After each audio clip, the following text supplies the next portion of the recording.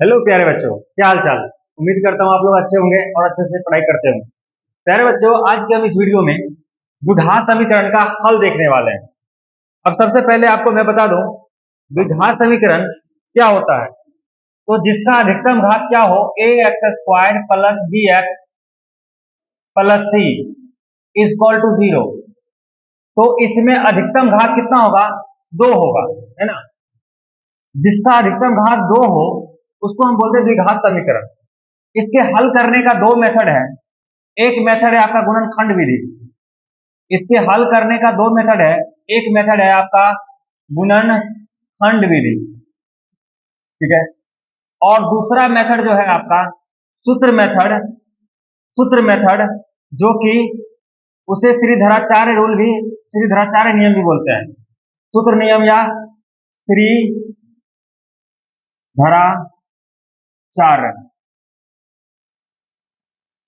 श्रीधराचार्य नियम भी जानते हैं।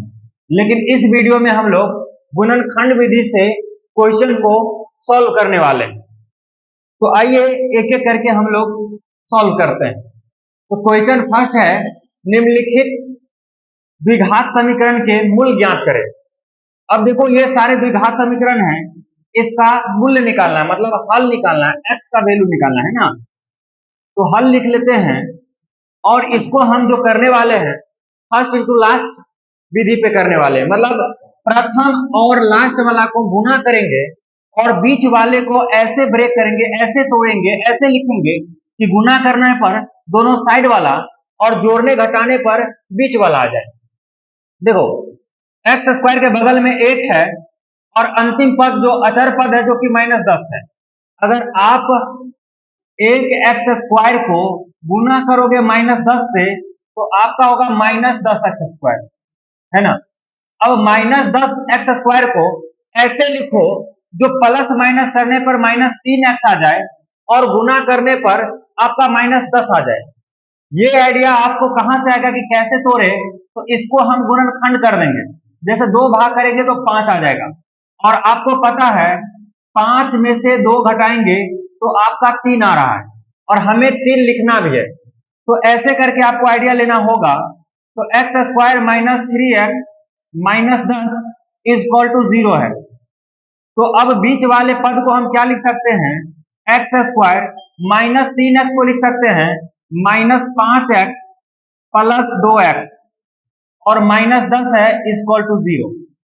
अब देखो कुछ कॉमन आ रहा है यहां से भी और यहां से, तो इस दोनों से अगर बात करा जाए, इस दोनों से क्या कॉमन आने वाला है? x कॉमन आने वाला है। तो x कॉमन लोगे तो यहां से x बचेगा और यहां से -5 बचेगा, है ना। अब इस दोनों में देखो क्या कॉमन आने वाला है। तो इस ये 2 से भी कट रहा है, ये भी 2 से कट रहा है, मतलब अगर +2 कॉमन ले ले तो ये आ जाएगा, है ना। तो x -5 इज इक्वल टू 0। जब आप इस मेथड से बना रहे होंगे तो ब्रैकेट वाला जो भी आएगा सेम आएगा। तो यहां से x -5 कॉमन ले लेते हैं तो यहां से आपका बचेगा x और प्लस का 2 और बराबर में आपका होगा 0। अब देखो गुणनफल 0 है, इसका मतलब ये भी 0 के इक्वल होगा, ये भी 0 के इक्वल होगा। तो हम लिख सकते हैं x -5 बराबर 0 और x प्लस 2 बराबर 0। तो x का वैल्यू आ जाएगा 5 और यहां से आ जाएगा -2। तो यही जो 2 को वैल्यू आ रहा है यही क्या है? इसका हल है और आंसर है। समझ में आया होगा। आओ नेक्स्ट क्वेश्चन की ओर बढ़ते हैं और नेक्स्ट क्वेश्चन ये रहा 2x² प्लस x -6 बराबर 0। अब देखो 2 और 6 को गुना करोगे तो 6 दूना 12x² बन जाएगा। और इसको ब्रेक कैसे करोगे?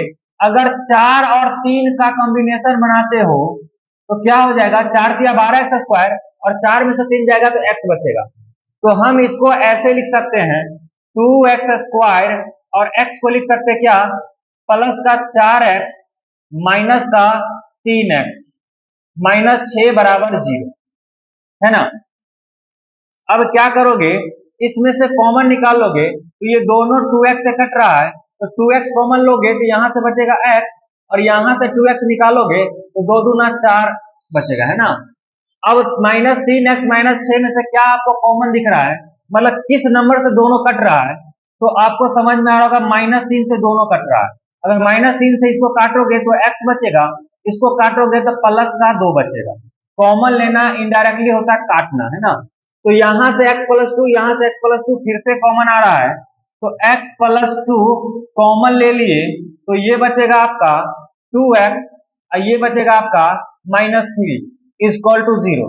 फिर से गुणनफल, दो संख्या का गुणनफल अगर 0 हो तो दोनों संख्या 0 के इक्वल हो जाएगा, है ना। तो यहां से आपका x का वैल्यू -2 आ रहा है और 2x बराबर 3, तो x बराबर क्या आएगा भाई मेरे 3/2। तो ये फिर से आपका x का 2 वैल्यू आ गया और यही आपका क्या है आंसर है। और नेक्स्ट क्वेश्चन देखते हैं। नेक्स्ट क्या है, अब ये देखो रूट वाला है, रूट वाला देखने में लेकिन होता है आसान। अब गुना कर लोगे √2x² और 5√2 को गुना करोगे तो 5 और √2 हो जाएगा 2, 5 दूना 10 आ रहा है। अब 10 को ऐसे ब्रेक करो, 10 को ऐसे ब्रेक करो, ऐसे तोड़ो कि 7 जोड़ने या घटाने पर आ जाए। तो आपको दिख रहा है 5 + 2 क्या हो जाता है 7 हो जाता है। तो √2x² plus 5x plus 2x। अब देखो 5 दूना 10 हो जाएगा और 5 2 7 भी हो जाएगा, है ना। तो ये हम कॉम्बिनेशन बना सकते हैं 7 को लिखने के लिए। प्लस 5√2 अब बराबर में क्या आपका 0, ठीक है।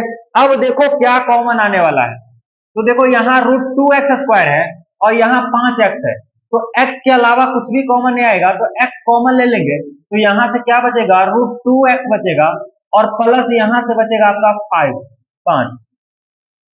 अब यहां देखो क्या कॉमन आने वाला है, देखो 2 में बता दूं √2 गुने √2 होता है ना, या 3 में √3 गुने √3 होता है।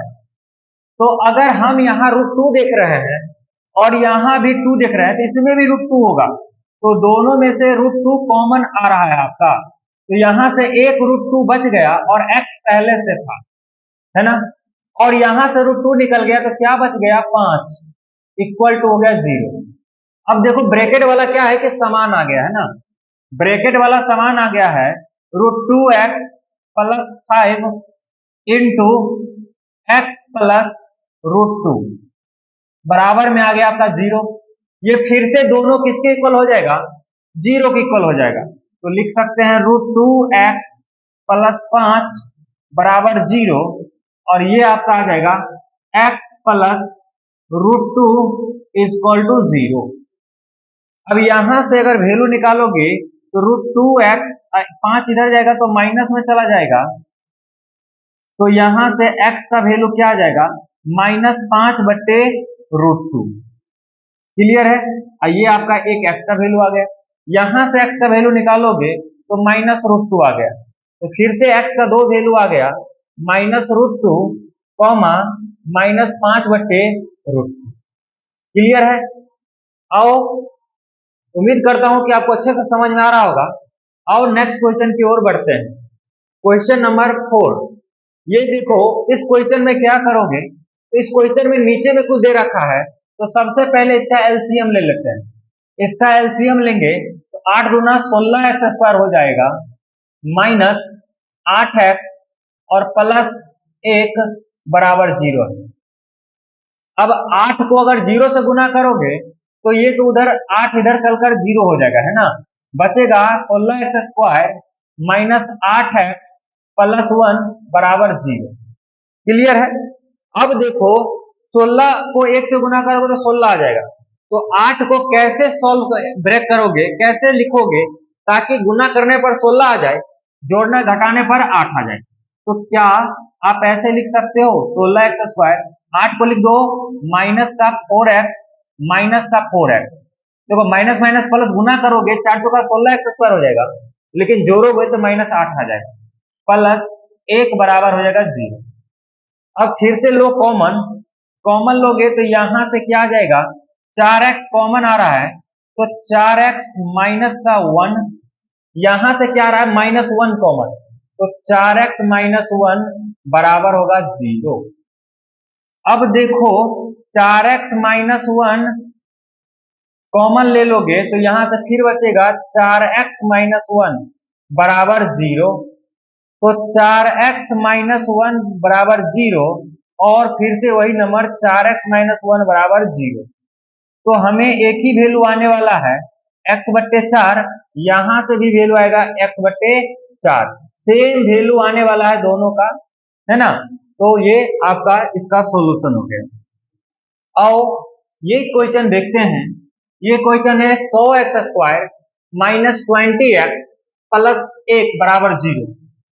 फिर से इसको कैसे लिखोगे तो देखो 100x स्क्वायर, क्या 20 को ऐसे लिख सकते हैं माइनस 10x माइनस 10x और फिर से आप लिख सकते हो माइनस का 10x प्लस 1 बराबर 0।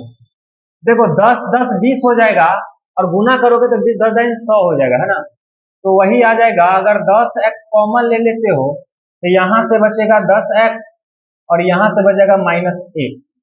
अगर इस दोनों में से क्या कॉमन निकालोगे, माइनस 1 कॉमन निकल जाएगा, तब ना यहाँ 10x बचेगा और माइनस 1 बराबर क्या हो जाएगा 0। क्लियर है।